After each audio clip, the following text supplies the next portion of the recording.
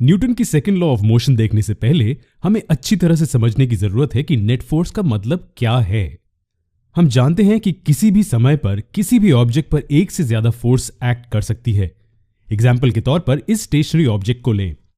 ऊपर की दिशा में उस पर एक 10 यूनिट्स की फोर्स एक्ट कर रही है और नीचे की दिशा में भी एक 10 यूनिट्स की फोर्स एक्ट कर रही है। क्योंकि फोर्सेस एक दूसरे को कैंसिल करती हैं, हम कहते हैं कि फोर्सेस बैलेंस्ड हैं और नेट फोर्स 0 है। अब इस दूसरे ऑब्जेक्ट को देखें। ऊपर की दिशा में इस पर 15 यूनिट्स की फोर्स एक्ट कर रही है और नीचे की दिशा में 20 यूनिट्स की फोर्स एक्ट कर रही है। क्या फोर्सेस यहां बैलेंस्ड हैं? जी नहीं, वो अनबैलेंस्ड हैं, क्योंकि वो एक दूसरे को कैंसिल नहीं करती हैं। यहां नेट फोर्स 0 नहीं होगी। क्या आप अंदाजा लगा सकते हैं कि यहां पर नेट फोर्स कितनी होगी? जी हां, ये नीचे की ओर 5 यूनिट्स होगी। 20 - 15 5 है, और क्योंकि नीचे की फोर्स मैग्नीट्यूड में ज्यादा है तो नेट फोर्स नीचे की ओर 5 यूनिट्स होगी। इन 3 इमेजेस को देखें और हर एक की नेट फोर्स खोजें।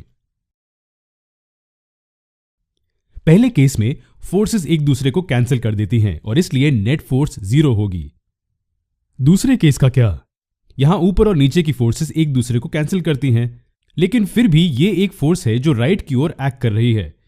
यहां नेट फोर्स राइट की ओर 4 यूनिट्स होगी। अब आप तीसरे केस में नेट फोर्स खोजने की कोशिश क्यों नहीं करते? खैर, लेफ्ट और राइट फोर्सेस एक दूसरे को कैंसिल करती हैं और नेट फोर्स ऊपर की ओर 10 यूनिट्स होगी। हम नेट फोर्स पर चर्चा क्यों कर रहे हैं? ऐसा इसलिए है कि जब भी किसी ऑब्जेक्ट पर नेट फोर्स एक्ट करेगी तो उसका स्टेट ऑफ मोशन बदल जाएगा, और जब नेट फोर्स 0 होती है तो ऑब्जेक्ट का स्टेट ऑफ मोशन बदलता नहीं है। तो नेट फोर्स किसी भी ऑब्जेक्ट की वेलोसिटी को बदल देती है। हम कह सकते हैं कि एक नेट फोर्स से एक्सेलरेशन होता है, और भूलिएगा नहीं, भले ही डायरेक्शन बदल जाए वहां एक्सेलरेशन जरूर होगा। अगर स्पीड भी बदल जाए तब भी एक्सेलरेशन होगा, क्योंकि एक्सेलरेशन और कुछ नहीं बल्कि rate of change of velocity है, यानी कि किस रेट पर वेलोसिटी चेंज होती है। इन शॉर्ट, हम कह सकते हैं कि नेट फोर्स से एक्सेलरेशन होता है। अगर नेट फोर्स 0 हो तो ऑब्जेक्ट की वेलोसिटी नहीं बदलेगी और इस वजह से एक्सेलरेशन नहीं होगा। अब जब आप नेट फोर्स के कॉन्सेप्ट को जान चुके हैं तो हम Newton second law of motion को समझने के लिए आगे बढ़ते हैं।